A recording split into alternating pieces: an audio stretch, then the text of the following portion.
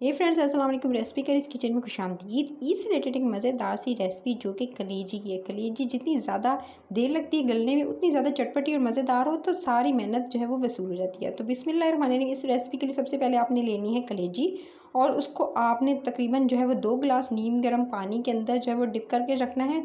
साथ में आपने 1 टेबल स्पून भरकर इसके अंदर सफ़ेद सिरका और हाफ़ टी स्पून इसके अंदर नमक शामिल कर देना है।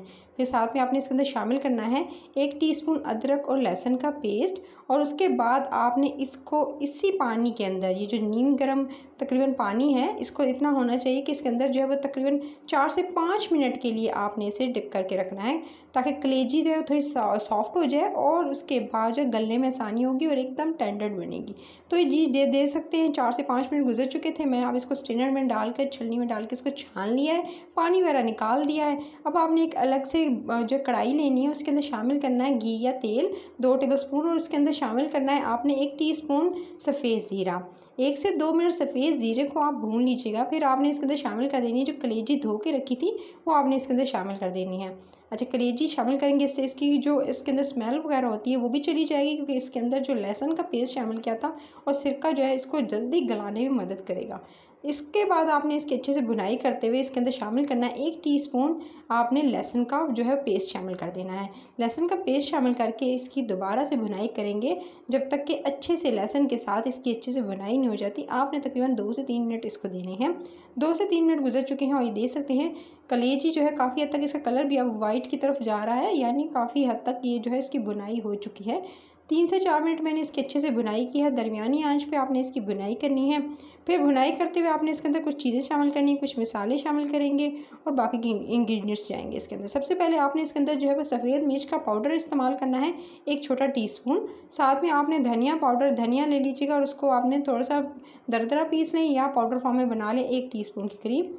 कुटी हुई लाल मिर्च आपने आधा टीस्पून इसके अंदर शामिल करनी है, या जितनी मिर्च आप खाने में पसंद करते हैं। उसके बाद आपने इस तमाम मसालों के साथ आपने कलेजी को अच्छे से भून लेना है। मज़ीद इसको भुनाई करेंगे जब तक कि मसाले के साथ अच्छे से इसकी जो भुनाई नहीं हो जाती। अच्छा, इसमें जो है मिर्च की मिकदार कम ज़्यादा आप अपने हिसाब से कर सकते हैं। उसके बाद आपने इसके अंदर शामिल करना है खटास के लिए जो इसको एकदम जायका देगा। जी, ये है जी सीक्रेट इंग्रेडिएंट्स। इसके अंदर मैं शामिल कर रही हूँ 2 टीस्पून आपने अनारदाना धोकर आपने इसके अंदर शामिल कर देना है। अनारदाना जो है वो पाउडर मिल जाता है अनारदाने का, यानी आप जो है वो भी यूज़ कर सकते हैं या साबित यूज़ कर सकते हैं। मैंने साबित इस्तेमाल किया है 2 टीस्पून। इससे बहुत ज़्यादा मज़ेदार, टेस्टी, एकदम चटखारेदार आपकी कलेजी बनेगी। इसमें जो खटास आएगी ना वो तो लाजवाब होगी। उसके बाद जी इसकी भुनाई करनी है आपने मज़ीद, ताकि जो है अच्छे से ये सॉफ्ट एंड टेंडर हो जाए। अभी इसके अंदर नमक नहीं शामिल करेंगे। नमक शामिल करेंगे कलेजी सख्त हो जाएगी, गलने में टाइम लेगी। सो नमक अभी बिल्कुल शामिल मत कीजिएगा। इसी स्टेज पर आपने इसके अंदर शामिल कर देना है पानी, ताकि आपने तकरीबन जो है मैंने इसके अंदर शामिल किया है आधा गिलास पानी। आधा गिलास पानी शामिल करके इसको कवर करके आपने छोड़ देना है, ताकि जो है वो इसी पानी में जो है वो ये काफ़ी हद तक जो है वो गल जाए। 90% आपने गला देना है। ये दे सकते हैं 90% जो है वो तकरीबन गल चुकी थी।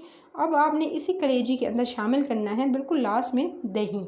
दही इसके अंदर फेंट के शामिल कीजिएगा और 3 टेबलस्पून भरकर जो है मैं इसके अंदर दही का इस्तेमाल कर रही हूँ।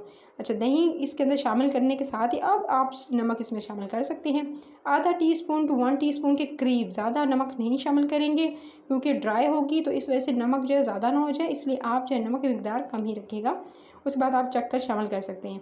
नमक और दही को शामिल करके फिर अब आपने इसकी कवर करके तकरीबन 3 से 4 मिनट के लिए इसको छोड़ देना है आपने।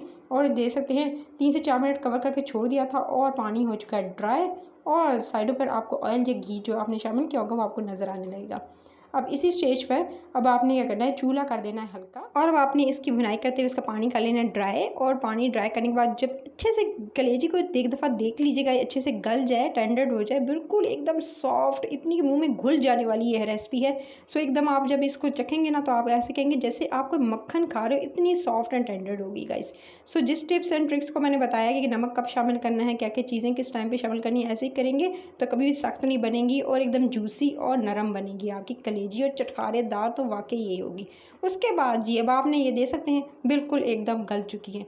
अब इसी स्टेज पर मैंने इसको सिंपली क्या करना है, इसको निकाल लेना है और इसको सर्व करना है गाइस। सिंपल ऊपर से आप जो है वो इसके ऊपर धनिया और थोड़ी सी हरी मिर्चों के साथ इसकी गार्निशिंग कीजिएगा। पराठे के साथ खाएं, चपाती के साथ खाएं, नाश्ते में सबसे पहली चीज़ जो खाई जाती है ना, वो है ये कलेजी। सो आप इसको ज़रूर ट्राई कीजिएगा और आपको रेसिपी अच्छी लगेगी तो लाइक शेयर चैनल रेसिपी कर इसको सब्सक्राइब कर लीजिएगा। रोज़ाना मज़े मज़े की रेसिपी सब आने वाली हैं ईद उल अज़हा से रिलेटेड। सो मिस आउट नहीं करनी वो रेसिपीज़, क्योंकि चटखारेदार और मज़ेदार आपके हफ्ते को बनाने के लिए मैं लेकर आ रही हूँ नई नई रेसिपीज़। सो आपने सब्सक्राइब कर लेंगे, बेल आइकन को प्रेस कर लेंगे, नोटिफिकेशन मिलेगी और आप रेसिपीज़ को एंजॉय कर सकेंगे। अपना ख्याल रखिएगा, लाइक शेयर और सब्सक्राइब करते अपना ख्याल रखिएगा। Till the next video, take care.